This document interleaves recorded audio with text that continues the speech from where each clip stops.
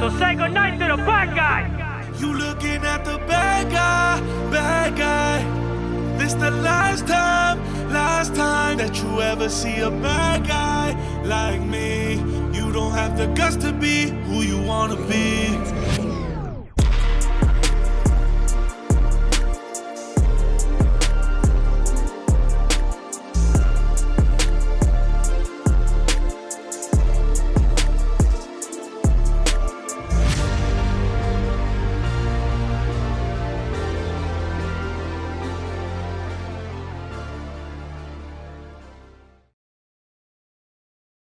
What is up, guys? Welcome back to another episode of Honor Among Thieves with your host, as always, Nelson Rodriguez Jr., coming at you with another very, very special episode. Today, Little Italy is in the house all the way from New York. Little Italy. That's where I grew up, yeah. Now we're in Austin, Texas, though, with cows. I got to come out here, though. See, when I come back here, the thing I love about it is, like, there's what are you, Puerto Rican? No, I'm Cuban. Cuban. Well, there's Cubans here. All you got in Texas is Mexicans, black and white. You know what I mean? You got Italians here, you got Jews here, you got Cubans here, you got Colombians here, you got Puerto Ricans here. You know what I mean? It's like I'm like a sort of in Texas, bro. I love it out here, though. I ain't gonna lie. Nah, over here you just got to drive over to Boca, and it looks like Brooklyn. It's it's full on it. I got all my spots. I got a Cafe Europa, Anthony's Runway. I got all my joints, bro. So it's like being in New York with palm trees. You know, right? That's what I love about South Florida. I'm glad to have you. You are most welcome, my friend. I'm very happy to be here with you, Definitely. brother. I came just for you. Even though I did the other podcast, I came just for you, really. I appreciate that, yeah, Definitely. Yeah. So little fun fact about me. I'm a huge fan of Italian culture, Italian American culture, you know, all that stuff. So it's a treat to have a guy from over there who lived that life and all that stuff. So it's cool to have you on. Thanks. For me, it's kind of like it's surreal because I grew up watching, Goodfellas and Casino, and I was the Cuban kid watching all that shit. You know, obviously Scarface is my favorite specifically, but you're breaking in the Scarface background, by the way. Yeah. You're only the second guy to ever record with it, so we're breaking it in. So, but with me, it was always like, Nicky Santoro and Sam Rothenstein and Henry Hill, and those were, it was like, oh my God. So to meet somebody from New York who's from all that, it's pretty cool. Yeah. Crazy life. Crazy. Yeah. Got a real Goomba over here. I do all right. The other day I called, Stephanie, right? Stephanie? Yeah. Stephanie, I called her and I was like, Ma, the meatloaf. Get some chocolates. And she was like, oh my God, you sound just like my uncle. It was so funny. It was so funny. My brother, you have a very powerful story. I'm excited to get into it. I don't even know. So I guess let's start at the beginning. So you're from New York. Yeah. Right? Grew up in Little Italy. In Yeah. the 80s. 1979. Wow. Early 80s, yeah. That's crazy, man. I still think the 80s was like the golden era of America. I don't know. I wish to go back. I mean, our world is so fucking crazy. Yeah, now. it is. The 90s, even the 90s. 80s, 90s, cool. Yeah. Way better. So you grew up in an interesting era because you grew up around these guys, like everybody else that were like these big guys, but to you, they were just normal people. You saw, Yeah, I grew up, as I said, right? I grew up on Elizabeth Street and above the famous Parisi bakery. It's not there no more. It left when my dad died, but the store's still on Mott Street. And so I grew up in an Italian bakery in Little Italy. It was wild, Right. It was normal because you only know what you know. But yeah, literally 2 blocks from where my building was Gotti's Social Club. Every corner had different social clubs with different gangsters. Like that, I remember as a kid, there was Jersey gangsters in Little Italy, but you had all the families right there. They'd be like cigar bars, and in the back would be the club or a restaurant. There'd be back doors, And I remember being a little kid, like going in them and seeing the Joker poker machines and the guys playing it, and it was just normal to me, all of that, growing up like that. It just was the life that I knew, I didn't know anything else. Right. It was a wild life, like I was saying, I grew up down the street from Def Jam Studios. The first ever was a few buildings down from my building that I grew up in. And then CBGB was around the corner, punk rock club. So there was a lot happening, in the city. Remember the song, Broken Glass everywhere. That was fucking burnt down built. Like that shit was. Was that Curtis Blow, right? Yeah, Curtis Blow, bro. Like that was real then, bro. That was all fucking. That was my neighborhood. Now they changed that neighborhood. It's a new name. So when they do that, it's become nice. That's what they're doing in Miami now. Yeah, they call it Nolita now. Like my block used to be Little Italy. Now they called it Nolita, North of Little Italy. Okay. Yeah. Man, that's a lot of. There's a lot to unpack there because you're talking about John Gotti, who I call my nickname for him is the Last Emperor because his fall declared the end of the real mafia, Cosa Nostra. Like when he went down. After that, it was pretty much over. That era, they had a hell of a run, right? The mafia had a 100-year run in the United States, but still, it was the end of that, of all that gangsterism and the Hollywood gangsters who everybody knew and everybody had respect for, Yeah. All that was over, but then it was Giuliani did all that too, bro. Yeah, he did away with because you all got to that realize when Gotti came into power, people will forget that he just took down all the bosses. He took down all the bosses, Giuliani. You know what I mean? Castellano including, and Castellano was going through a trial when he got whacked.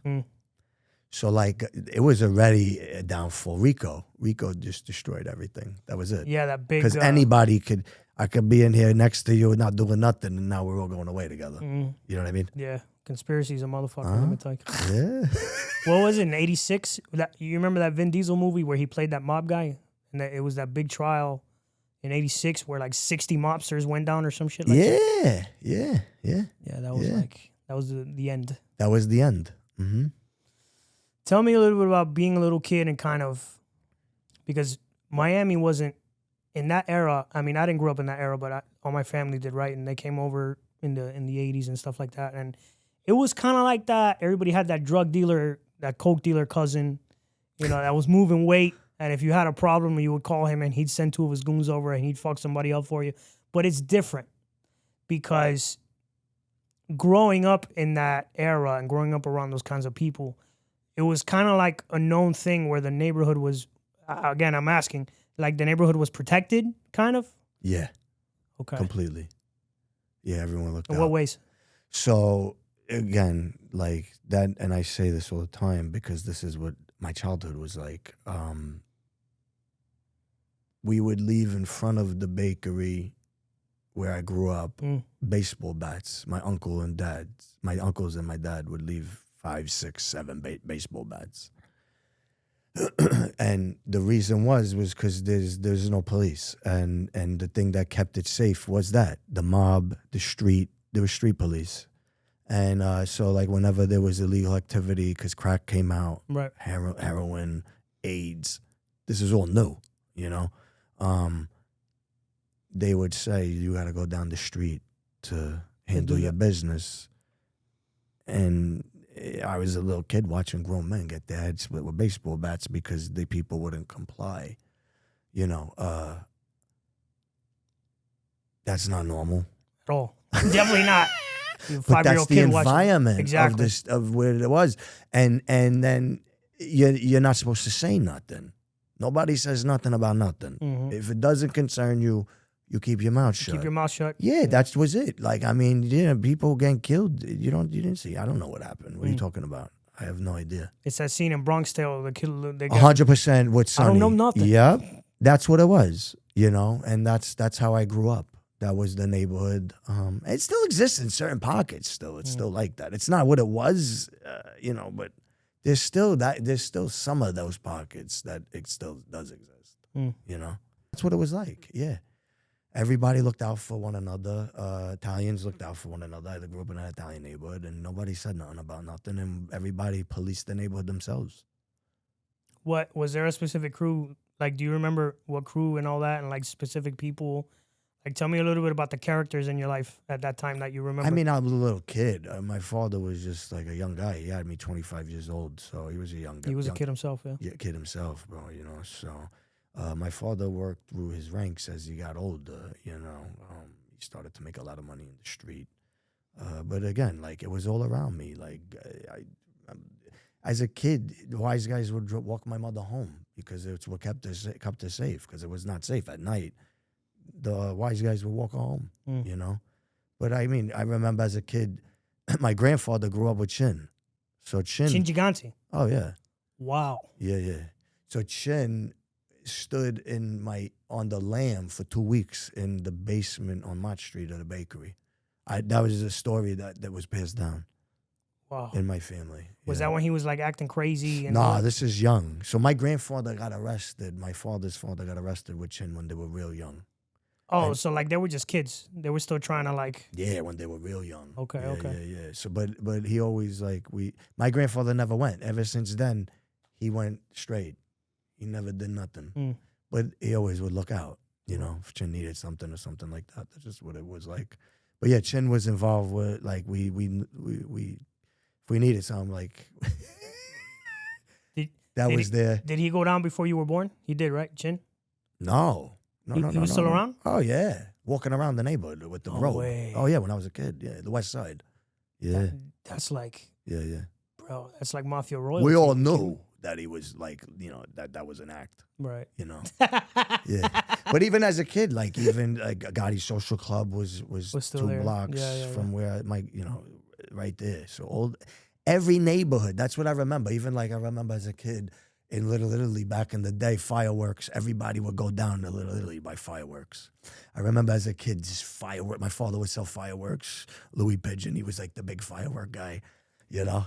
I just remember, like, there's good memories within the insanity. Italians are the best at coming up with nicknames. I love it. Joey 2 times. I was Cheech. My nickname's Cheech. Cheech, huh? Yeah, nobody called me Frank. Always Cheech. Why do you call him Tony 2 times? Because he repeats everything twice. Yeah. I love it, man. Oh, man, that's so cool. Chin Gigante. Shit. Have you seen Godfather of Harlem? Yeah. Even though a lot of it is bullshit, it is fictional. But they have a lot of the real figures. You know? They got Joe Bonanno and Chin Gigante and all those guys. Yeah. I know. Yeah, it's pretty cool to see all that. And Bumpy really was a guy, you know, kind of like that back in those days. It was pretty cool. I've been trying to get all those guys are gone, but I've been trying to get I forgot his name, the cop prosecutor guy from American Gangster, the guy Russell Crowe played. Yeah. I've been trying to reach out to his people to have him on. Because he's like the last guy from that era that's alive. Yeah. That was closely affiliated with those guys. Yeah. So, all right. So that golden era of New York, you know,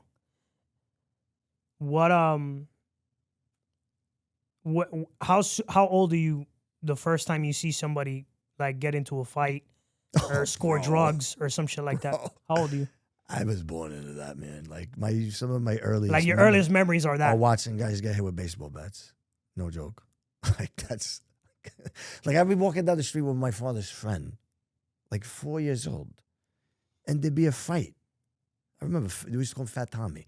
There'd be a fight. He'd leave me to go into the fucking fight. I went to a Ranger game with my father at a preseason game with 3 of his friends. 5 years old. I was living in Manhattan. They get into a fucking brawl with guys on the fucking escalator. 8-on-3. We went from the because Madison Square Garden's on the 5th floor. It went from the 5th floor all the way out of the arena. I mean, it was a normal thing, bro. Not normal, but like completely normal. Violence Not normal, but normal, you know? Yeah, violence was just completely normal from little, brother. That's like crazy. They used to leave the baseball bats out in front of the bakery, and I would go to the Yankee games with my father and get the little bat. I'd come running out with a little bat to go hit the guys. They'd have to like hold me back because that's what it was, brother. Like it's just not normal, but like that does it, so it's normal. You know what I mean? But it was bro, like crazy. How soon are you yourself getting into trouble? Bro. At what age? I mean, young. I mean, it's fucking. I started 12 years old, 11 years old. You know, getting into drugs and the street. Yeah. Yeah. Young. What transitions from kind of like watching it into becoming a part of it? What tell me a little bit about that. Well, I mean, drugs were in my house, bro. My father was one of the biggest pot dealers. He had the best weed. Which is another fallacy that I wanted to talk to you about. The whole mob doesn't deal with dope. That's completely false. Oh, it's fucking completely false. Completely false. I mean, I all the guys I know, no, we're all involved with it. Right. No. Yeah, I've always thought that was funny. Recently, maybe back in the day, but not in the era that we were talking about. No. Well, funny enough, not even, because if you think about it, Vito Genovese. He was into heroin. Yeah. And that's what, the 50s? Yes. Yeah. And then after that, you had the Five Families with Frank Lucas and all that, and that was in the 60s. Yeah. So how, you know, they were always into it. And then the Cocaine Cowboys and all that in the 80s. So I don't understand where that came from, because there's clear evidence that the mob was involved in drugs. Absolutely. Since forever. Yeah. Is any of the honor stuff true about the mob, though, about what you saw? Kind of like, was there a code at one point, or was it all bullshit? Bro, it's all bullshit, because your man rats on you, or your man kills you, or it's all like, we can make believe all day, but like I wasn't a mayor guy. Right. You know what I mean? I was the kid watching all this shit. Idolizing those guys. I don't even know if I was idolizing it. There was nothing else to see. There was nothing else to see. So, like, you only know what you know. Like, and then when we moved out of New York, we went to Staten Island. So I got to, like, everybody's dad was, if my crew was like, is your dad even around? Right. Do you have a dad? I mean, obviously you had a dad, but is he alive? You don't even fucking know who he is. Right. I had one friend that the fucking mother left him. The father he never knew. The mother left him at 16. Wow. You know what I mean? Like, that was my crew. Another one, the father never was there. Another one, the father's a wise guy. He's in and out of jail. You know what I mean? It's just like the crew was just misfits, because you're only going to be around what it is that you're around. 100%. Until you, like, nowadays you got Instagram. You got the internet. So, like, you could be a kid in fucking Africa and, like, have a bigger map of the world. You could be in the jungle with Starlink. But back then, it was like, the channel news TV had 6 channels. There was 2, 4, 5, 7, 9, and 11, and 13. That was it. There was no information. You didn't know shit. You knew what you saw. And I only saw that. So you become what it is you see. Because you're being groomed into that without even realizing it, because that's all there is. So it's like, we move out of New York, and it's like, and there's not crackheads, but it's like Jimmy's dad's a sanitation worker, which is, there's no knock on that. It's great. But that was it. Like, and Jimmy's dad, that's a sanitation worker, has a side hustle because he wants to put a pool in his yard. And that side hustle is not sanitation, Mo.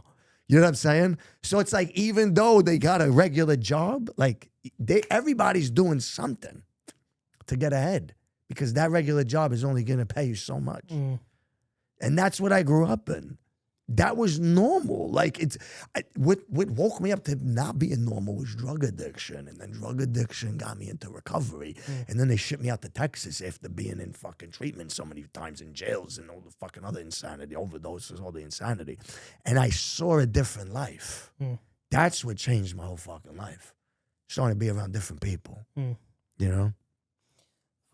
Funny segue joke, since you brought up sanitation. You remember that scene in Scarface where he's like, tell him what you told me no time. I told him to tell him it was sanitation.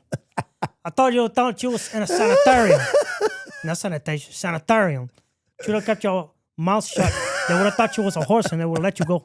Anyway, I know that whole movie backwards and forwards. Anyway, all right. So I know Goodfellas, but backwards and forwards, every fucking word. Yeah, you grow up, you get groomed, and then you're watching the movies, and you're like, I live it. You know what's crazy? You know what I mean? The first time I saw Michael, growing up in this. The first time I saw Michael Francis on a podcast, I went back and I watched Goodfellas, and I was like, oh shit, they got a guy playing him in the movie. And then and that's how you verified, like, yo, this guy really was the guy, you know? Yeah. It's crazy. Yeah. All right. So first, you're getting into trouble. You're like 12, 13. What are you doing? Like, are you a criminal, or are you just kind of fighting guys off? Like a street kid, just troubled, always fighting, quick with my hands, quick to fight. Bad temper? Bad temper. Okay. Bad temper, bro. Extremely bad. Because I had so much pain at home that I was just ready. And then, like, I was in school with, like, mixed, you know what I mean? So it's like the white boy shit. It was like, you call me that. As soon as we go, we're going to handle business. Right. And that just carried on as I got older. You know what I mean? I went down the pit of what my dad was doing. I went to college for like a year. I failed out. There was no way I was fucking learning, and I'd be counting fucking, $100,000 cash, 18-year-old kid with my dad. Breaking up bales of pot. Who the fuck wants to go to college? I wouldn't want to go to college either. No, bro. And I was like, this was it. Like, I mean, these guys are making money. They're driving Acura Legends. My cousins let me borrow it. I'm taking my girl into Manhattan. I'm living in Staten Island in the Act Legend, going to the apartment, you know what I mean, where the drop is. And I'm about this life because this is all I know, but it seems cool. And it seems very cool. I'm watching guys get their heads split open, the camaraderie, the money. But there's a flip side to all that. You know what I mean? Let's talk about your dad for a second, because I love exploring duality, right? I love exploring the complexity of a human being. The reason guys organize crime and Yakuza and Russian mafia and triads and all that kind of stuff fascinates me is because there's a side where they're borderline evil, or they are evil. But then there's also a side where you hear about the mobsters who used to take care of the women, make sure they were safe, kept the neighborhood safe. Duality. I love exploring that in a man. So let's talk about your dad for a second. You told me something about your dad that was really interesting. You told me he was this huge drug dealer, massively successful drug dealer, criminal, right? Yeah. But you also told me he taught you a lot of good things. Massive good things. So massive. Even that life teaches you a lot of good things, but not everybody lives it. You see, they say honor. Like, honor is a great thing, but not everybody lives it. They talk it, but they don't live it. My father was fucking honorable, bro. My father, okay, his connect got killed. He owed $100,000 in the street. He paid the family $100,000. Who does that in the street? Who does that in the street? All your listeners. Nobody. Who the fuck does that in the street? Now, that's a crazy fucking lesson, but it taught me to always have honor. It taught me to be loyal. You know what I'm saying? That's fucking nobody. He paid a dead man's debt. He could have easily just said, he's dead, so I keep the money. He paid the fucking family. My father, when he shook your hand, it meant something. You know what I mean? So, like, that's that. And he had a very loving side to him, too. But he was just a product of his environment and the traumas that he never healed. His mother died when he was 14. His father made him go to work in the nights in the bakery at 15 years old. He dropped out of high school. So he got devoured by the streets with no guidance from a parent. So he was a product of his fucking environment. But he had a good side to him. He also was addicted to drugs that we couldn't talk about. He would blow coke for 2-3 days, lock himself in a fucking apartment. You can't talk about that. But to watch your father go through that is rough as a kid.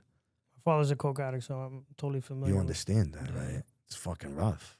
It's hard. It's painful. Yeah, watching a family member with an addiction. Is hard. It's the worst. Some of the worst pain you can. Fucking hard, bro. Because there's nothing you can really do for them. Nope. They have to do for themselves. I've pulled them out. I pulled them out of spots after like 2-3 days, bro. You know what I'm saying? Like staring at a camera, watching my father stare at a camera for fucking 3 days on coke. That's crazy. You know what I mean? So like, then you walk around with that, bro. Like, I still feel it today when I talk about it. Like, where I could unleash hell. Still today, if I tap into that. I've just done so much work to keep it under arrest and also healing. You know what I mean? But like, when you grow up in that, you have so much fucking pain, bro. What's that Jordan Peterson quote? He's like, you shouldn't become docile and weak. You should learn how to become an animal, learn how to become a monster, but then learn how to control it. Absolutely. So yeah, I think I agree. It's the same. You have to tap into that as a man. I just used to walk around with that. Right, though. it was unleashed. Bro, right. It was unleashed, like ready at any moment to pop off at any second. You know? Yeah, because of the pain, which led to addiction. Tell me about your wife. I know you met her really young. You guys, you were 16? 16 years old, yeah. I met her in high school. Yeah. Kathy's awesome. Completely, like, sometimes I think, Nelson, like, that I'm dead. Like, or this is all a simulation, because this girl's been with me since 16 years old. Like, nothing like Staten Island girls. Nothing like educated, attorney. And then she's with this guy. Like, never did drugs, didn't drink. And then she's, like, hanging with us. Crazy. And I'm like, yeah, she's just an angel, brother. Like, she's my angel, dude. She's fucking my rock. I am not the man I am without her. I don't even make it to here without her. Yeah. She's the best, brother. Absolute best. It's crazy to think, like, you know, that people, you meet people in your life and it's like, man, what did I do to deserve this? It's actually, what didn't I do to fuck this up? And this still ended up working, you know, like. I don't know how she stuck with me. Yeah. I mean, because, bro, I mean, you got to realize I went from a life, then I followed suit with my dad. I sold drugs with my father. I did, you know, and I would constantly get arrested. I would constantly be in and out of jail, in and out of rehab, overdoses, car wrecks, hospitals, fights, insanity. Fucking insanity, bro. You know, like, I crashed a car on a Friday night outside the Brooklyn Battery Tunnel, right? Get arrested. Get out on a Monday. Crash another fucking car. You know what I mean? Like, insanity. Like, it's stupidity. Just disaster. You know what I mean? And her dragging her through all that. Like, where she would defend me in court. Like, we ran out of money. Where, like, we had no more fucking money. And she's a attorney on Wall Street. But, my addiction got so savage. And so we had no money.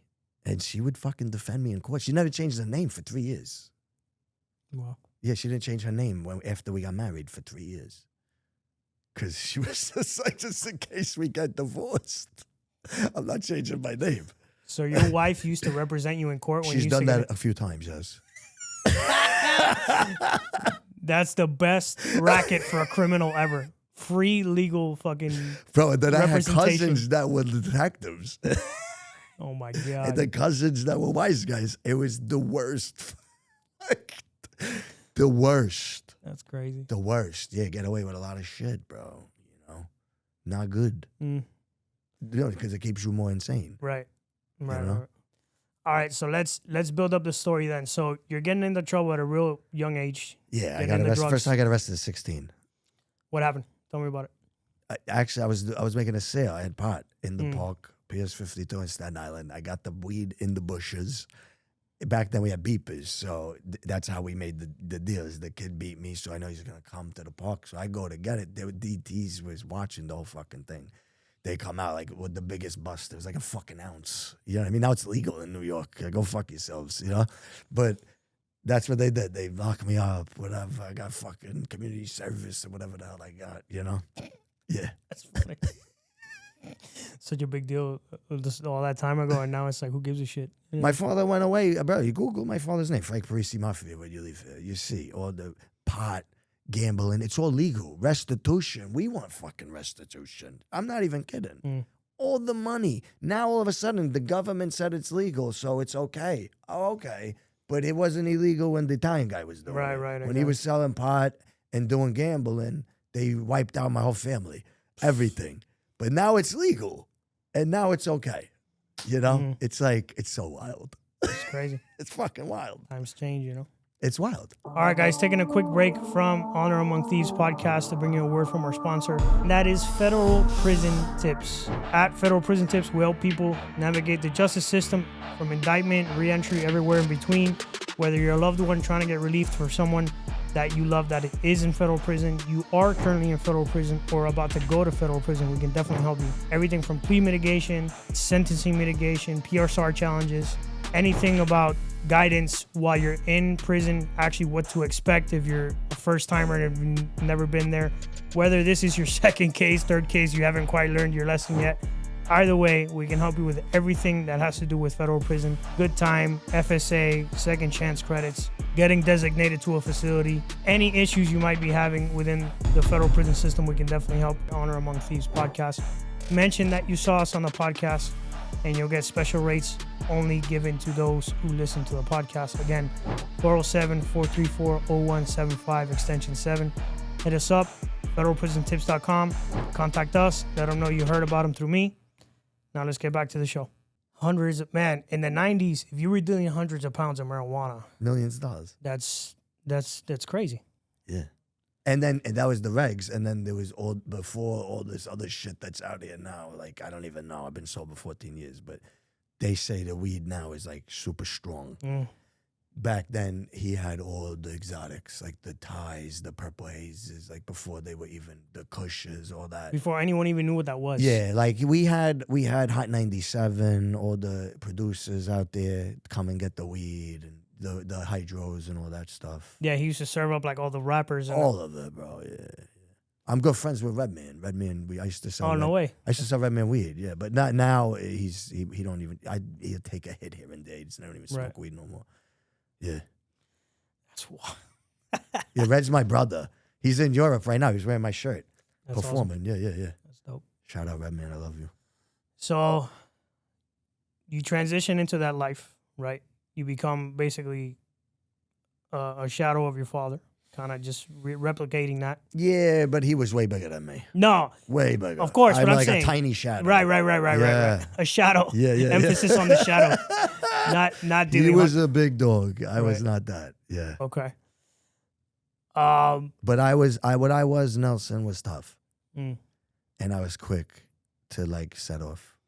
That's what I was. And I sold drugs and I had a street rep. I was looked up to in the neighborhood with the younger generations. You know what I mean? Like the guys trying to come up. Right. I had a rep. I was looked up to. I was respected. I was tough. I made money. So, yeah, I was being groomed for that life. You know? Right. Yeah. I understood the street. I know the codes. Understood it. Right. So I was being groomed, you know? Everything my father did was street. Even though we had the bakery, every day was cops and robbers. Every day of my life. I was born into insanity, you know? All right. So you're starting to sell weed here and there. Do you ever start selling any other kind of drugs? I mean, a little bit. I started getting into the pills, you know, early, like late teens. I would take it from the drawer. That's where I first got it, from my father. He had it in the house. And then he sold them too. So I would steal the pills, you know. Then I started to sell pills, bro, because you gotta, I went from selling weed to pills, and then you start becoming addicted to these fucking pills, and now you gotta hustle. You gotta hustle just to keep your habit. You know what I'm saying? You gotta sell drugs just so you can fucking do your drugs. That's how bad that life gets. Once you get caught up in that. And then it just takes you down, just misery. Just fucking misery. You know. Was selling drugs your main source of survival at that time in your life? Or did you do other things? No, I mean, in addiction, it was just selling drugs. That was it, committing crimes, however I could get money to survive. You know? At one point, I made money. I did well selling drugs. And then I became addicted to drugs. And then it's you're not making all the money you made, you're spending it. And it's going out quicker than you could even bring it in. You know? And then the addiction just takes you down a fucking dark road. You know? It took me down a fucking road of like evil, bro. You know? I became evil. Can you tell me a moment where you kind of, a moment where one of those evil moments? Like, was there ever a moment where you did some evil shit and you just caught yourself in the middle of it? Like, bro, what the fuck am I doing? I've always done bad things, brother. I mean, so many, bro. Like, I remember one night I'm in a bar, my father's in jail. For no reason, a friend of mine comes who just, because my mindset was different then, it's different. And the way I looked at the world was different. A buddy of mine, actually, he was doing some shit on Wall Street and then wind up flipping on people. And like, that didn't sit well with me at that time. And he was in the bar trying to say hello to me after all this happened. So instead of hitting him, this is how retarded I was. Instead of hitting him, I broke his friend's jaw. No reason. The guy did nothing wrong. You know what I'm saying? But that's the type of guy I was. Piece of shit. Like, that's a piece of shit move. This kid did nothing. He did absolutely. That's why this probably happened.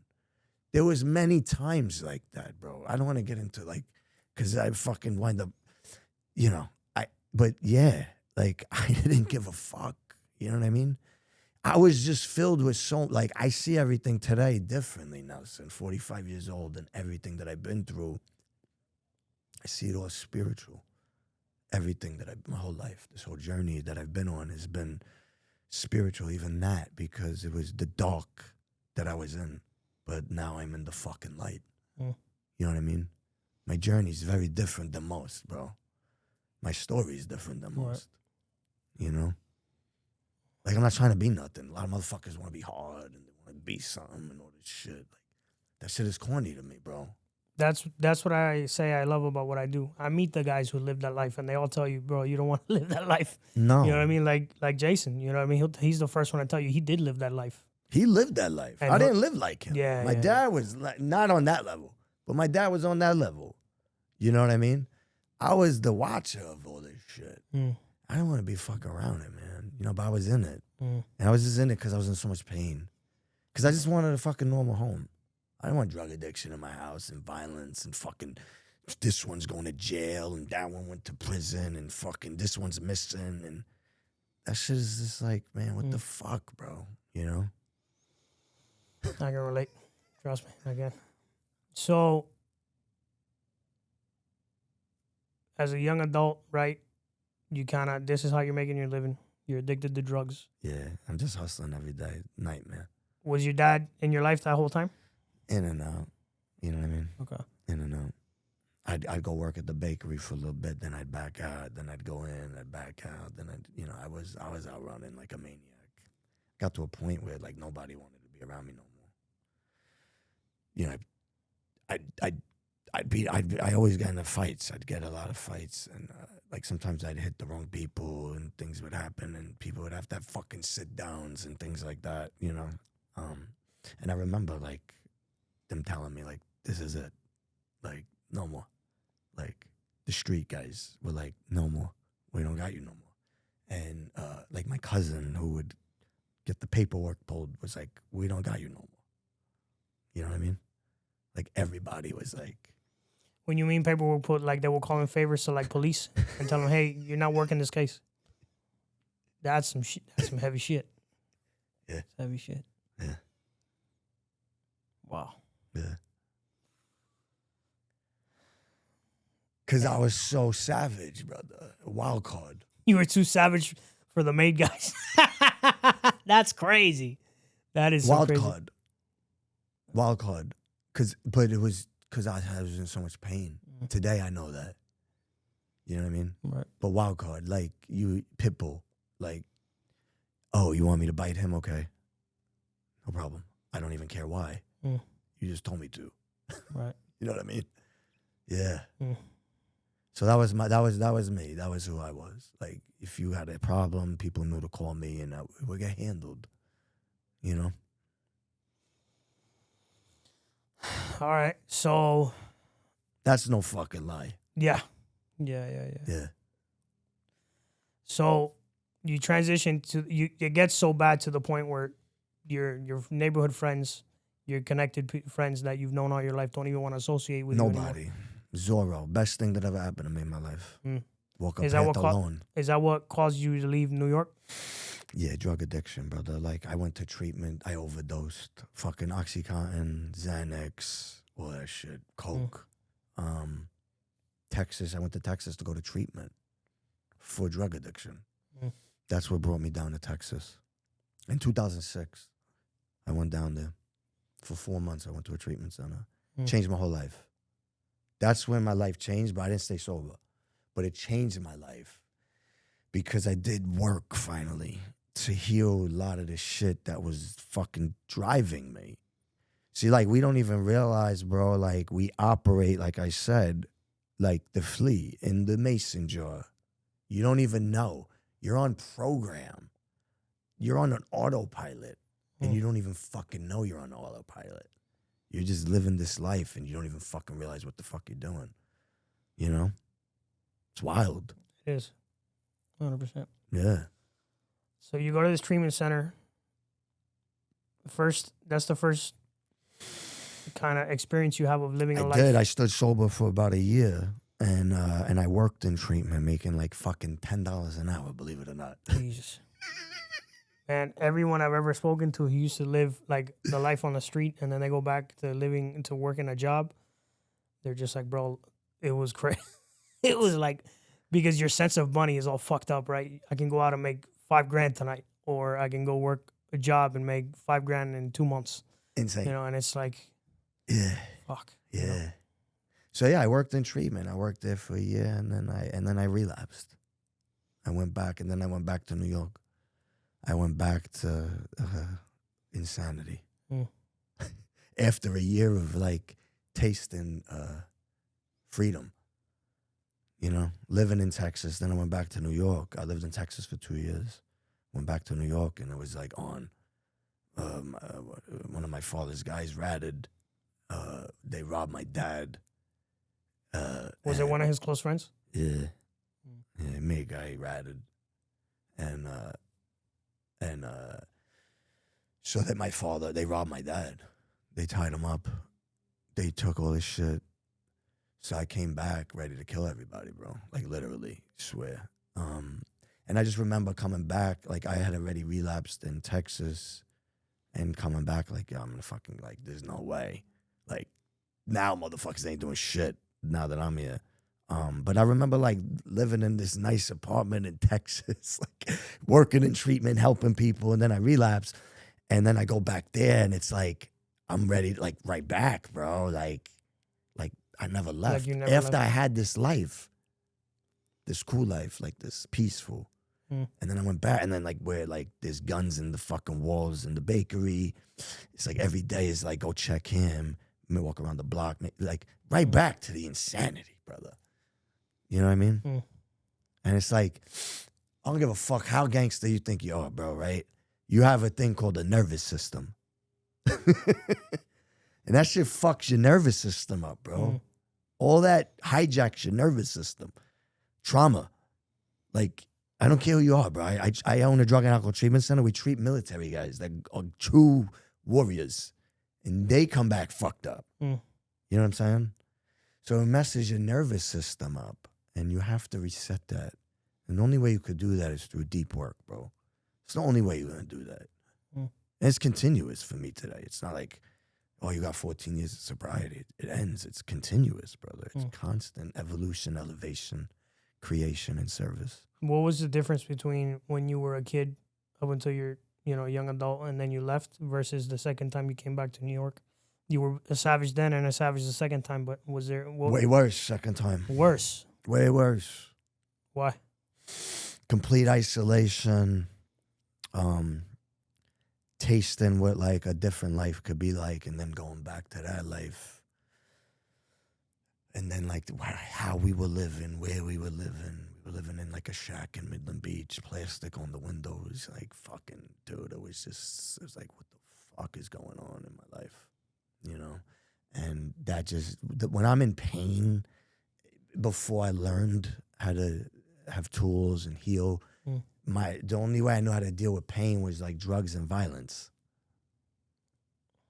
That's it. Drugs and violence. And I was okay to be by myself. to commit crime. I robbed dealers, home invasions by myself. By yourself? By my fucking self. You did a home invasion on a drug by dealer myself. by yourself? Holy shit. I didn't care to live, bro. Like, I was welcoming someone to kill me because it would have sounded better than me fucking Killing yourself. overdosing or because I hated waking up every day. I looked at my whole life, the pain that I was in as a child, and then what I've created, and then dragging my wife through all of that too. Like the innocent bystander that she should have fucking left that many years with all this insanity with me. I had nothing to be proud of as a man. You know what I mean? Mm. And then, like, no one in the family even, like, recognizes what the fuck's going on. I don't bother with my family no more because they have their delusion. Everybody's got their own ideas of us and our lives. But we live our life and we walk our life. Right. And what your view is not what my walk is, you know? Like, they all grew up with deers and in Jersey, and I'm growing up with crackheads and violence and drug addiction and so, but, you know. So it's like you gotta walk your path in life, you know. God directs it when we stay open to Him, and He'll point us in the right direction, like He did with me. 100%. You know. 100%. Yeah. So, fucking hope. I've had a lot of guys tell me about robbing drug dealers and that kind of shit. But home invasion by yourself, that's hardcore. Usually, you gotta have to have a crew to pull some shit like that off. I was out of my mind, bro. Clearly, scoped the motherfucker out, knew when he was leaving, all that, you know. Knew everything. That's crazy. Yeah. Yeah. All right. But I didn't care. Yeah, clearly. I did not care. Clearly. Yeah. All right. So you come back to New York, you're even worse. You're doing really reckless, dangerous, insane stuff. Yeah, bro. Like insane. Give me, before we move on, give me one more like insane thing during that second run in New York. I mean, bro, I can't even tell you how many times I got arrested. I literally got in a car wreck on a Friday, fought with the cop, went into jail. I don't even know where the fuck I was. With jail, I think Brooklyn. Got out on Monday, borrowed my aunt's car, crashed her fucking car into a family. How about that? Yeah. And then the cops, because I had the PBA card and my cousin was a detective, took me home. They didn't even take me to jail. And I just got out of jail. And my wife gets home from work. She's working as an attorney on Wall Street. And we're living in a shack. This is the disaster I am. And she's like, why the fuck did you bring him home? Should have taken him to fucking jail. Your wife was like, and that happened, take that motherfucker. Let me tell you this. That happened twice. But I went to jail the second time. Yeah.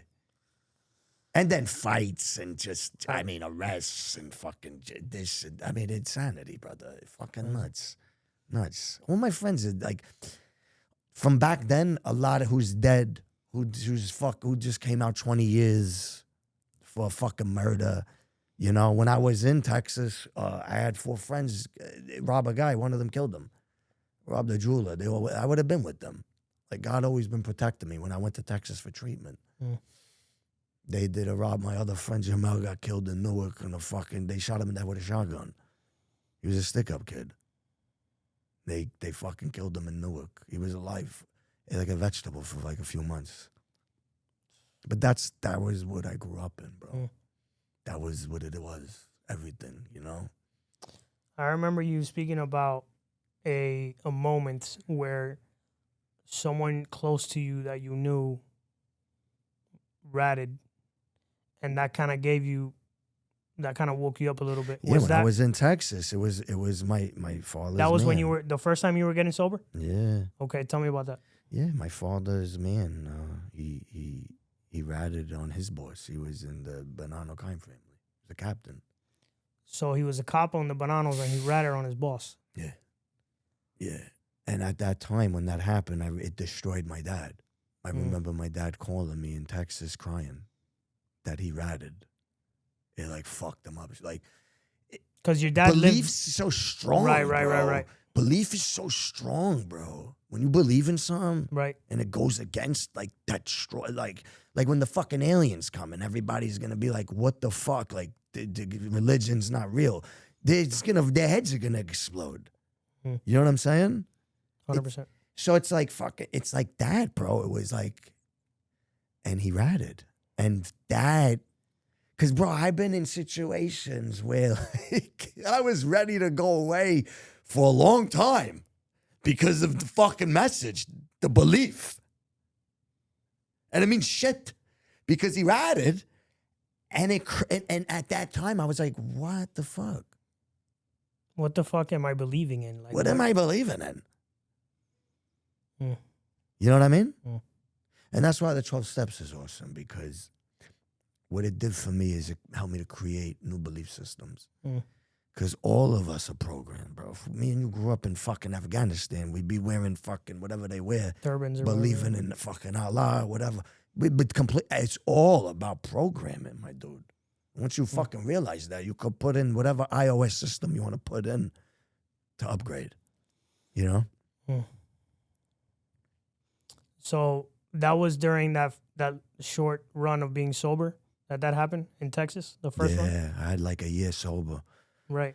So you go And back. I went right back to New York right after that. I was Right. like, And then that's when you really unleashed even more. fucking even worse, bro. So- 4 years of fucking addiction in and out of jails, fucking So tell me about rehabs. the tail end of that. Like, what kind of shakes you up and gets you to kind of see things differently a little I bit? mean, bro, just so much fucking like embarrassment. Like I'm fucking living like shit. So it's not one moment. It's just things kind of compound. Okay. Yeah, bro, like years of fucking. I'm 31 years old. 31-year-old man. My wife's working on Wall Street.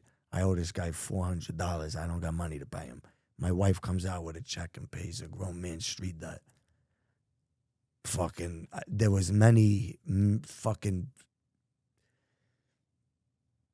what's the word you could even use for that? Humiliating experiences like that. But for whatever reason, that day, Nelson, I had a moment of clarity, bro.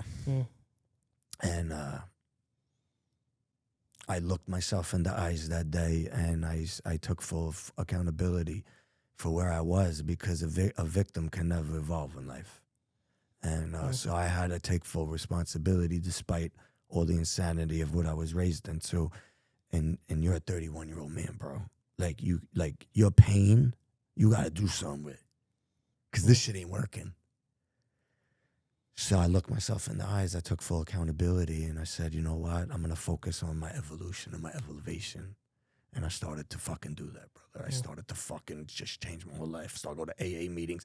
The guy talk about, this is a funny story. So my first sponsor in AA was Joe Colombo's nephew. No way. That's crazy. Yeah. Yeah. And it was like God gave me these guys. Joey Chips. I love you, Joey Chips. They gave him his name because he would deal cards. The underground card games. Yeah, Joey right. Chips. The nicknames. Yeah. It's the best. Yeah. So your first sponsor in A was Joey Colombo's nephew. That's crazy. But You know- I needed those guys, Yeah. you know, to show me a different way. You know, he's And they were street guys. Like, it was Yeah. like, what God did? No, we know. The universe, no. Give me these guys. You know? You know who's having a hell of a social media run is Joey Gambino. He's killing it. Yeah. I see that. I see follow that. him, yeah. Yeah. I saw He's that. killing it. All right, so you start cleaning up. You start becoming a better man. Yeah. Start taking accountability. Yeah. When are we getting into the situation where you almost die and your heart and all that stuff? How much farther away is that? Oh man, that's years later, brother. That's so I get sober 2011, and the heart shit don't come till 2023. 2023. Yeah. Oh wow! So you're the Frank Parisi from Savage Land is long gone. Long gone, bro. The whole new man is developed. Whole new man, bro. I've done so much work. Step work, inner child work, where I put my kid in the chair and I put my family behind me and I heal my kid. Yeah, I've done so much deep work, breath work, meditations, fucking deep healing work, and then serving. And then also putting myself in like my mentorships, paying people to fucking mentor me, Right. putting myself in mastermind groups, putting myself in rooms that I didn't belong until I fucking belonged. Right. And I created a whole new human being through really the 12 steps, personal development, and service. It gave me a relationship with the creator, whatever that is to whoever. For me, as I call it God, the universe, whatever the fuck it is. There's something bigger than us that created this whole fucking thing. I met it.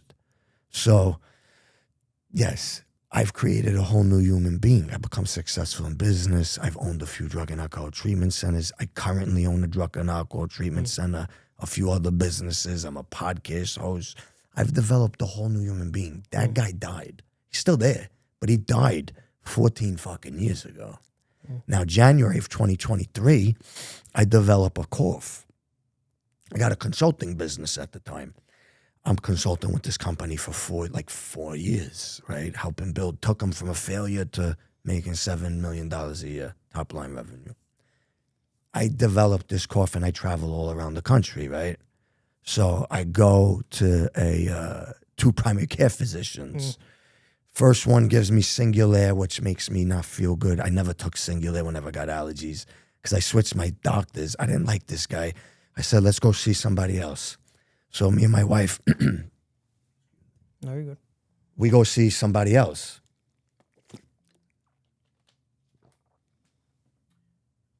So she does some x-ray on my chest and gives me steroids. So it doesn't get better. Doesn't get better. And everything, as I say, you know, because you watch and you see, everything in my life, brother, is spiritual. Everything that we're going through is spiritual. And we all have a mission and a purpose. We truly do. We're not just here for breakfast, lunch, dinner to make money, have sex, and enjoy life. There's more. You are here for a fucking purpose, and you have a mission. So I go now. I go to after this lady. She's like, you should probably see some specialists. So now I'm starting to feel like disconnected, and it's wild because during this time in like February, I was feeling like I love sports. I'm not wanting to watch sports no more. I'm like fucking, I don't even want to be near my wife, my kid. Like I'm just feeling like, but today I know I was dying. That's what happens when you start to die. Your spirit wants to leave.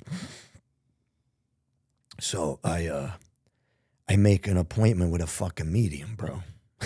What made you want to make an appointment? I see this lady, Christine. She lives out here. Shout out, Christine. I fucking love you. And I got tapped into wanting to be with my dad, bro. Like, because my dad died in 2020 of cancer. Oh my God. Okay. And I wanted to be with my dad, dude. What, did your father, when your father died, was he still the same guy? Kind of living the same life? Just till the end, bro. Till the end, huh? Gangster till the day he died. End, bro. He's fucking selling pot. Yeah, wild, bro. Holy fucking wild. Shit. Yeah. After he But started, I gotta respect him that he fucking right. that That's was what he believed in. That's what he believed in. It was his shit. That's what he believed in. Yeah, like he was, a lot of great lessons. My father saved my life, bro, from the other side. Like I know, like me and my dad right now, like he's probably right here, right next to me, bro. Like we are so tight right now, like more than ever. Like everything had to happen. That's why everything had to happen. All this had to happen, dog. Like it all had to fucking happen, bro. All of it. The sickness of the childhood, all the generational shit, it all had to fucking happen. Even like my dad, I talk to my dad every day. Like I know he's fucking with me. You know what I mean? I know. I'm not delusional. Nelson, I'm not delusional, brother. I know shit that most people don't fucking know, bro. I go back to the story. You want to go back to the story? Yeah, of course. So now I'm like, all right, I make this appointment with the medium. This is like in fucking February, March. I don't have the appointment with the medium till May 18th. So now I come out here. I go to a mastermind, a fucking entrepreneur group. Watch like Sean Whalen speak, all these fucking, Wes Watson was there. I don't know how he's doing, but this is like years ago, right? I came out here, I went to a mastermind. Come back from the mastermind, now I'm coughing up orange stuff. You said May of 2023? Yeah. So now, but this is like March, April. Right, but this is You know what happened in May of 2023 for me? What? I got out of prison. Wow. What date? May 25th. Oh, wow. That's a week. You know what happened So for me? we both having a new life. Yeah, no. You know what happened to me on May 18th while I was in prison? My grandfather died. Wow. I'll never forget that. But I'll tell you, it's just crazy how I've always noticed when something significant happens. Yeah, brother. It's a thing. This happens all the time with It's me. a real thing, yeah. Always. So you're coughing up all that stuff. Orange stuff. I come back from the mastermind in Miami. It was at the Fontainebleau. I come back and my wife's like, you need to see specialists. I'm like, I know I do. I got to see. So I make an appointment with a gastrointestinal because I'm losing weight. I've been working on my whole life, 14 years old. At that point, 29 years, I'm in the gym every fucking day, bro, even in addiction. And I got pictures. I would bench at 315 on fucking Oxycontin, out of my mind. Yeah, out of my mind. Like nodding out. Again, fights at the gym because they wouldn't want to make me get off the equipment, you know? And then when they would like wake me up, I'd be like, I'm not sleeping. I start fighting with people. You know what I mean? Because I'd pass out. But I'd be lifting like fucking benching 4 or 5 on Oxycontin, out of my mind. Yeah. 315 for fucking 12 reps. Out of my fucking mind. Bro, yes. Nuts. I had so much anger. I had to fight or flight 24/7. The bear was in the room, but there was no bear as soon as I woke up. You know? So I go to I make an appointment with a gastrointestinal because I'm losing weight. Everything comes back good. I make an appointment with a pulmonologist and a cardiologist. I make the appointment, I go see the pulmonologist. All right. They do tests on me. I come back, they say you got a rare pneumonia called organizing pneumonia. We're gonna put you on high dose steroids, 60 milligrams of prednisone, 2,000 milligrams of amoxicillin. You're gonna be on this prednisone for the next 6 months. We're gonna wean you off it. At that time, I'm building this fucking company. We're finally turning profits, making millions of dollars. This is the worst thing that could ever happen to me in my life right now. I'm gonna be out for 6 months. Like, I got all this going on. What the fuck? All right, guys, taking a quick break from the podcast to talk to you about Gus Villa Jewelry. Yo, let's be real here for a second. If you're rocking plain jewelry in Miami, of all places, you are doing it 100% wrong, my boy. Step your game up with Gus Villa Jewelry, the plug for real Cuban link gold and silver chains. And of course, the cleanest Rolexes in all of Miami. This isn't factory made or watered down or any of that stuff. This is high quality, custom, handmade stuff that shines from here to the moon. It turns heads, starts conversations, and makes you look fresh. Gus has something that'll level up your whole vibe. And because you're locked in here with us at Honor Among Thieves Podcast, you're getting a hookup. Use the promo code Montana at checkout. Get 5% off your entire order. That's right, 5% off. Go check them out at GusVillaJewelry.com or pull up on them in the Diamond District down here in downtown Miami. GusVillaJewelry.com. Again, that's GusVillaJewelry.com. And tell them your boy Montana sent you. Gus Villa Jewelry. Now back to the podcast. This guy's a specialist. He told me I have this, and he's giving me meds.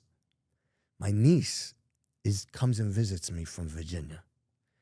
She's needed a kidney transplant all her life, my niece. We've known this since a baby. She was born with one kidney, and they messed it up as a kid. She had reflux. It went into a kidney. The doctors messed everything up with her, okay? So she needs a fucking kidney her whole life. It's been over her head her whole life. It's fucked her up mentally, everything, right? She's doing good now, but she leaves. The cough's getting worse. I call the doctor, and now he gives me more meds. Bro, I feel like I'm dying. I'm telling people, pray for me. I tell the doctor I feel like I'm dying. I got energy healers coming to my house. I'm watching the movie Heal with Dr. Joe Dispenza. I'm like, fucking, bro, I'm dying. I'm telling my wife I feel like I'm dying. Nobody believes me. Because I look how I do. A 6-pack, working out. But I'm dying, and no one, what a scary place to be, bro. So, on May 8th, as I say, I cough up literally a half a bottle of blood. I say, all right, we got to go see the doctor. My wife takes my son, who's 6 at the time, to school. He's just finishing school, it's like his last week of school, and kindergarten. And so she comes back, and we go to the hospital in Austin to see the pulmonologist. And he's like, we have to admit you. So they admit me into the hospital in Austin. And my wife has to leave because, I mean, she's there with me for hours. My son's getting home from school. So I'm like, just go. Don't worry about it. I'm here. They'll take care of me. We're good. They say, you got sepsis. They still misdiagnosed me. So now they pump me. It's an infection in the blood. They're saying, we're going to treat you with fluids. We're going to pump it. It's going to pump your system. Sepsis is very serious. You could die from sepsis. So I'm in there alone now, bro, right? And here's the thing. Like, I didn't realize 14 years back when I was getting sober how all these tools were going to fucking work in my life. Everything that we go through in life prepares us for what's next. Always. So I didn't know that. And I also didn't know that when I was getting sober that I thought I was doing it for me. I realized today, my brother, that my life literally has zero to do with me. All of this shit has not, like, if it was just me right now, I'd sell everything and disappear. My life has zero to do with me. Everything I do is to serve my future generations, my family, and fucking humanity now, all right? So I go to the fucking hospital. They admit me. I'm in there 8 hours by myself. They're treating me for sepsis. One of the nurses didn't put the pick in properly. Today I know because I've had so many fucking surgeries and procedures that when they put the pick in, I got to taste the saline. I taste the saline. Not everyone can, but I can. If I don't taste it, that means it didn't go through. She didn't put it in. And what happens is she infiltrates my skin from the inside out. 3rd-degree burn. And then not too after that, a doctor walks in and goes, Mr. Parisi, you don't have sepsis. You have 9% ejection fraction. Your kidney, your liver, and your heart's failing. And we're going to take you to all places, not Austin, Houston, San Antonio, or Dallas. We're going to take you to a town of 20,000 people called Temple, Texas. My wife's a half Jew. I'm not a religious guy, but the word. And as I said, everything's spiritual. See, I'm awake to that today. I'm going to talk to you about all this stuff for your listeners. They taking me to a town of 20,000 fucking people. There's literally cows with horns in this fucking town. And they said, this is the place that's going to save your life. Could you imagine someone telling you that? No, I can't. I can't. So now I got to go drive up. See, shit's so different. I got to drive up with these guys. And I'll never forget them because they were scumbags. Because they were like, it was like I was like the last delivery. They were upset they had to do overtime or something. Because it was like 1:30 in the morning. While I'm fighting for my life. So I get up to the hospital. It's like 1:30, May 9th now. And my wife's waiting there with a picture of my 6-year-old son begging me to live in his little cap and gown that he just had from his kindergarten graduation pictures. And I got 10 minutes to sit with her to discuss life without me. Because they said they might have to put me on the most advanced form of life support called ECMO machine. And there was a doctor there named Dr. Reddy, who's not there no more. And he brought his whole team from Lenox Hill in Manhattan. Dr. Reddy reversed everything and saved me that night. But during that process, I died. And I left here. None of this shit is real. So I died and I left and I was looking at my body on a ventilator. Fucking wild. My wife was curled up next to me. And I was in a dark room, bro, like black. Everything was black, no body, just consciousness. And my friend was with me, who had gotten killed years earlier. And he was going to take me.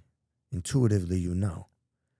You know, you just know. Like, we speak intuitively. We speak telepathically. There's no body. There's just darkness.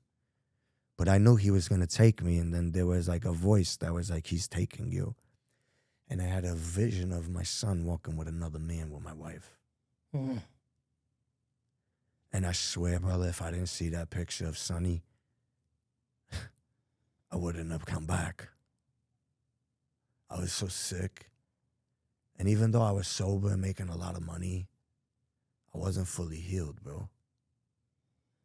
I had so much anger from my dad's death, my family, my grandfather. My grandfather owned the building I grew up in. And my dad took care of that building. He bought it for like $200,000 in the early 80s. I'm going to tell this story. I don't ever tell it. And this is the family I come from. When my dad took care of that building and he took care of paying the taxes at the store when no one paid him, he took care of shit even though he was bad. You understand? He put $800,000 of his street money into that building that my grandfather owned. Roofs, redo the apartments. He took care of the building as a landlord that never got paid. My father caught a lot of cases. He caught a big one prior to his death that bankrupted him completely. He died broke, my dad. At that time, he asked my grandfather for a loan of the building that he said he was going to leave it to him and my uncle. When my dad asked for the loan, he said, okay, I'll do it. And then when the loan was ready to come, my grandfather's attorney said, I can't have your father do that. So my dad died completely broke, and then my grandfather gave the building to his wife. Wow. That's the family I come from. You know what I'm saying? Yeah. I never told that story. I just did now. It feels good to tell that fucking story. But that's passed down generational sickness. Because my grandfather's father was probably a sick fuck like him. And his father was probably a sick fuck like him. And it gets passed down until you become the motherfucker to jump out of the mason jar. Mm. You know what I'm saying? Yeah. So they take me up. I die. I come back. I'm in fucking the bed now, bro. For 9 fucking days now, son. I lost 45 pounds. Thank God I worked out my whole life. I had muscle. I was like 180 at the time, 185. Went down to like 130, bro. Bone. I'm in bed for 9 days because they got a pump in my groin. And the doctors are walking in with hazmat suits, bro. Because the orange stuff that I'm coughing up, they think's tuberculosis. Mm. And then I have other doctors, Dr. Hernandez, who I love you so much, telling me that I might need a heart transplant. And I'm like, get the fuck out of here, bro. Mexican doctor from Mexico telling me I need a heart transplant. Get the fuck out of here. And I'm sitting in there and I'm like, what the fuck is going on here to my wife? Like, we're both like, bro, I was in the gym 2 weeks prior to this, like doing 15 pull-ups, working out. What is going on? None of this makes sense. You understand? Like, none of it makes sense, but it makes so much fucking sense to me today. You know what I mean, Nelson? All of it makes sense to me today, everything. So I'm in this fucking bed for 9 days, and now I got an appointment with this fucking medium that I made the appointment with in fucking February. What's the odds of that shit? And my wife's like, I don't want you to talk to her. And I said, I don't give a shit. Because I told you everything is spiritual here, bro. And I was never this guy. So I do the appointment with the medium, and you could Google Frank Parisi Mafia. You could read about my dad. So she knew everything about my dad, and I got to talk to my dad, man, and I got to fucking really connect with my father like I never did. And she goes, this is the crazy part, is that all my doctors, because Dr. Reddy brought his whole team from New York, from fucking Manhattan. What's the odds, brother, that I'm in a town of fucking 20,000 people and one of my doctors' father was a wise guy in the mob? What's the odds that one of my other doctors went to the same college as my wife, Wagner College in Staten Island? Wow. 20,000 people. What's the odds that my wife loves the rainbow cookies, the Italian rainbow cookies, you know, the flared cookies? This lady that went to the same school as her baked her these cookies without her even knowing. See, bro, when you shut the noise off for this fucking world and you watch, there's a lot more going on than what we fucking see. And in that ICU unit, I've been in this unit now, everything gets quiet, and you start to see what's really going on. So the medium knows everything about my dad. My dad apologizes for everything. And she goes, all your doctors are from New York, right? And I said, yeah. She goes, your father sent them there for you. And then she said, he keeps telling me about a birthday and a pendant and a chain. And the next day my mom comes in because I don't know what the fuck she's talking about. But I told my wife, how the fuck she know the doctors were? The next day my mom comes in. I started to have hope. The next day my mom comes in from New York and I tell her everything that happened. And she goes, I said, he keeps telling me about a birthday and a pendant and a chain. My dad's mom died when he was 14. Mm. You know, like, so that's another thing. You don't have like a mom around. You're working nights. I used to hate my father, but I understand my father now as a man. She goes, today's your grandmother's birthday. My dad's mom died when he was 14 years old. He was telling me that it's my mother's birthday tomorrow. She said that the pendant and chain, when Aunt Dolores died, she gave a pendant of your grandmother to me. And I gave it to your Aunt Camille when your dad died. And I FaceTime my Aunt Camille in the fucking bed, and she's wearing the fucking pendant and chain, bro. I yelled out a fucking scream. The nurses came running in. They thought I was dying. I knew at that moment, bro, that fucking this all happened and this was all real. I knew, bro. Nelson, I'm not delusional. God chose me, bro. Fucking chose me, brother. I know that for a fact. And I said to myself, all right, maybe you ain't been here before, but you've been here before, Frank. You've been in jail. You've been in hospitals. You've overdosed. You've been in situations you didn't know the fuck you were going to get out of. But the difference today is that you got fucking God with you, bro. You got fucking recovery. You got personal development. I talk about my swords being sharp. My fucking swords are sharp. I know how to deal with fucking shit, bro. Real fucking shit. Like what the fuck I faced. And I know when I'm at my lowest of times, what we need, I don't give a fuck how gangster you think you are. When you're at your lowest, what you need is love. Because love and gratitude are the highest frequencies that we can operate from underneath enlightenment. So I knew at that moment, the only way I'm going to give love and how I'm going to get better care is by showing respect and love to these nurses and doctors. I started to buy them lunch, breakfast, and dinner. I understood what they go through because I own a drug and alcohol treatment center. I've had clients die on me. I understand the heartache of it, how hard the job is. So I try to treat them with respect and gratitude for taking care of me. And they put a pump in my chest now, Nelson. 13 fucking staples in my chest. I was addicted to OxyContin. I took fucking ibuprofen. 13 staples in my chest, bro. With a pump called an impeller pump. That's going to see if my heart's going to recover because your heart's a muscle. And they're going to keep this in me for 2 to 3 weeks on different settings now to see if my heart's going to recover because they're telling me I might either need a heart transplant or mitral valve replacement. Now that tuberculosis is off the table, they figured it out. So what do? I start to walk, bro. You got to learn how to walk when you've been in the bed for 10 days. You got to learn how to walk again. I lost fucking 45 pounds. I went down to like 135 pounds. And I started to walk, bro.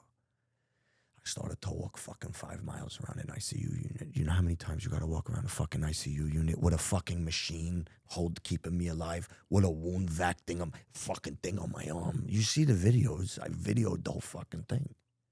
And I started to walk 5 miles, bro. I started to bring light in the dark.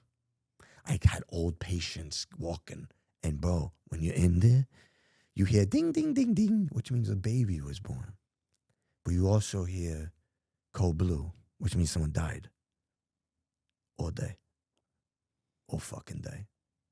You know what I was doing? I was picking up my phone and calling guys I sponsored in AA. And I was asking them how they're doing.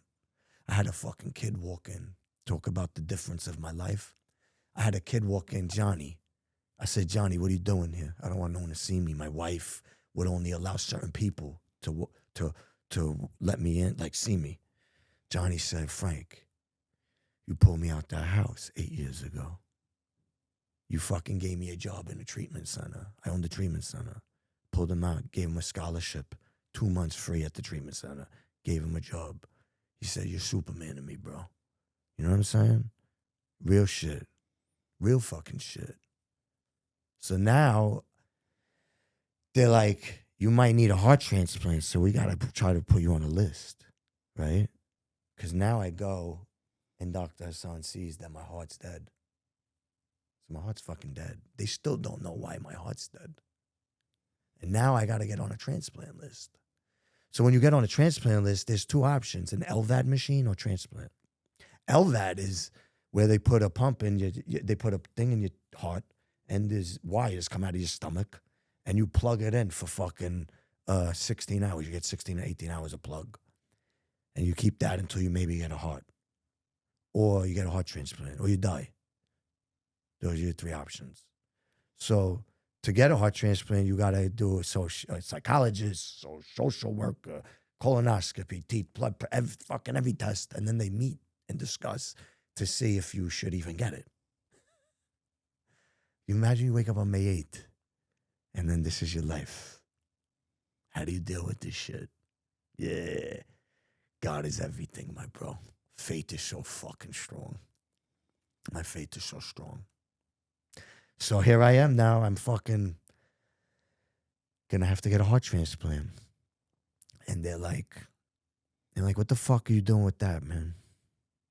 You're waiting for somebody to fucking die so you could live. Fucking wild.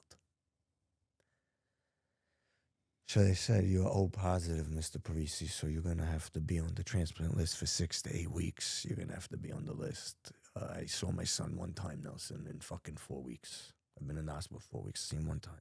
I would put a cover over my face so he didn't see me, you know? Because, like, this was all, like, Dad was, like, sick, but not, we didn't know this was going to happen. You know what I mean? So, they debride my arm on June 1st, and I'm like, good. So when they debride it, this much is missing. Like, that much of the chunk is missing, you know?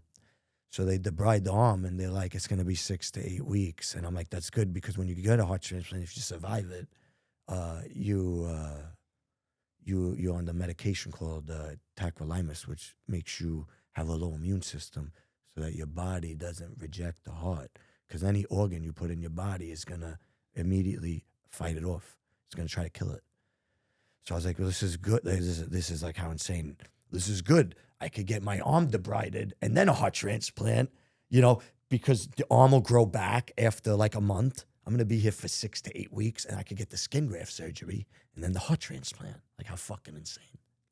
So I get the debridement done June 1st, and they come in on June 2nd, and they say, tomorrow you get a heart, Mr. Parisi. One day.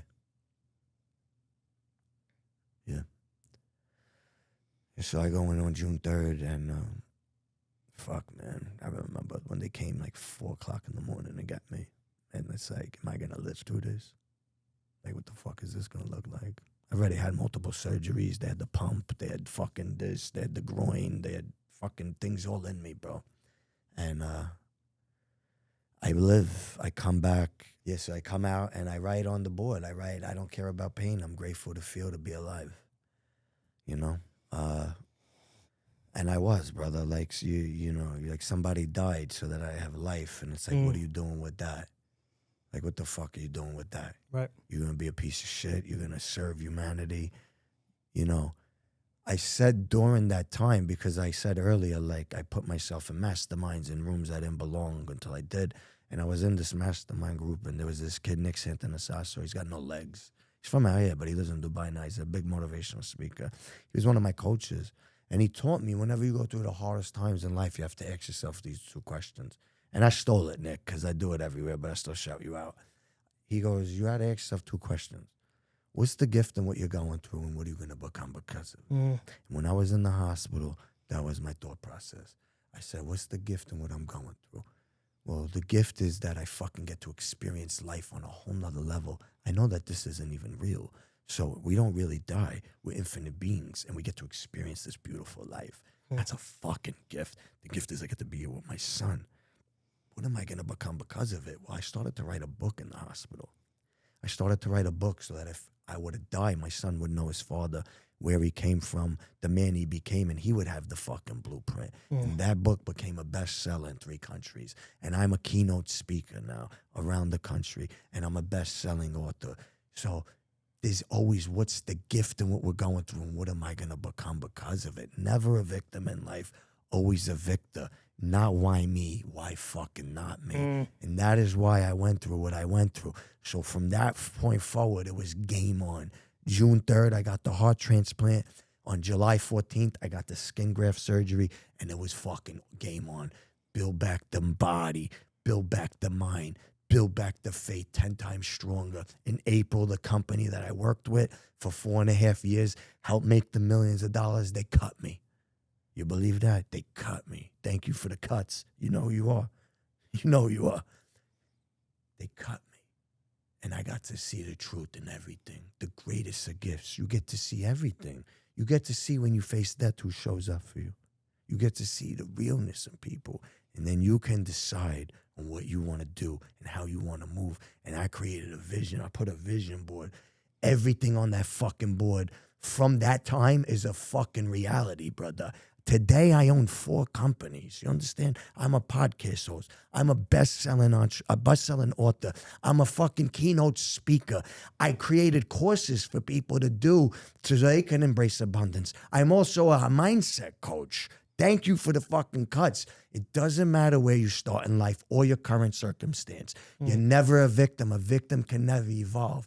What's the odds then in the summertime? Because I'm still serving. I'm still going out and speaking for free until I started to get paid. I go speak at rehabs, jails, all over. While my heart got taken out. While fucking the business was taken. I could have been a victim, bitch. No, none of that shit. I still serve, and God blessed me, brother. That is why he fucking blessed me. Because I still show up with him, and I demonstrate his fucking power. I demonstrate it on a daily basis. I walk this shit. It's all real and authentic. It's no bullshit. Everything that I do is fucking real. And everything that I said, you could go look it up. All of it. It's all real. It's all fucking out there. Everything, bro.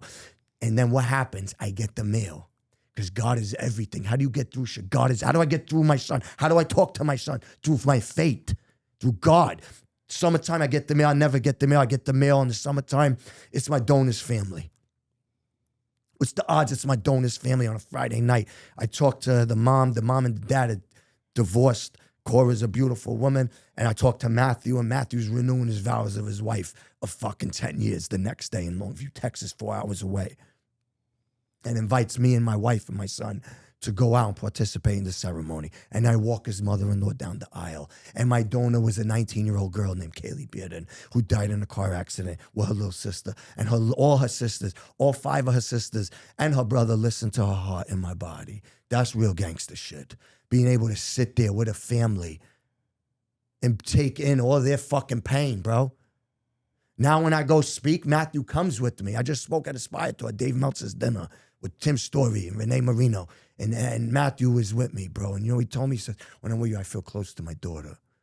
God is so good, bro. What's the odds that I become a social media guy and I do a call to action for my niece that we talked about that was with me 2 weeks before watching her uncle die. She watches her uncle go through all of this, brother. I get emotional. Go through all this shit.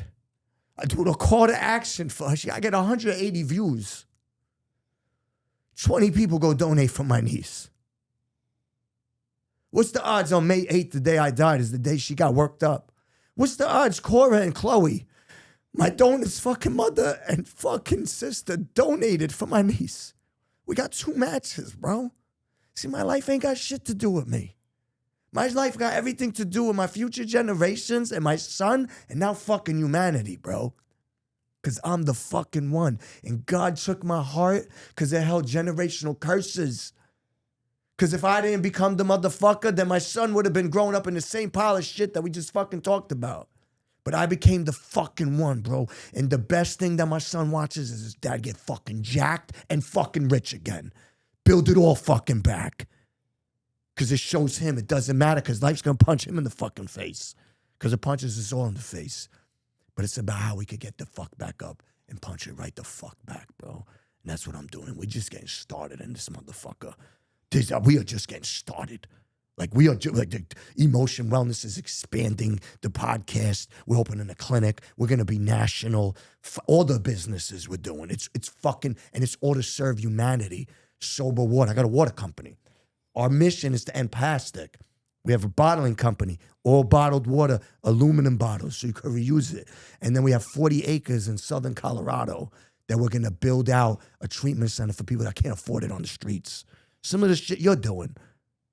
Mission driven. I'm not here for breakfast, lunch, and dinner. I know my purpose.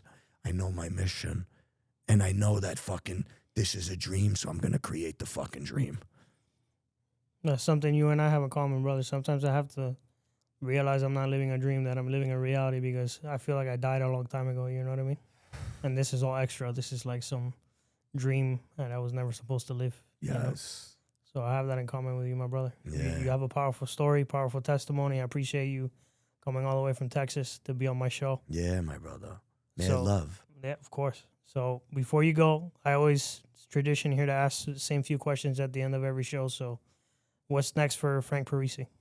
Bro, you're going to see me speaking all over this world. We're going to grow emotion. I'm raising my son, be a great dad. You're going to see me all over social media like you do now. But the main thing, the businesses are cool and they're awesome and they're all about serving humanity. Like my treatment center, we treat adolescents and adults for mental health and substance abuse. But I'm going to speak all over the country. I'm going to speak all over the world. That's what you're going to see next 5 years, everywhere. Love that, brother. Yeah. Second question. How do you want to be remembered?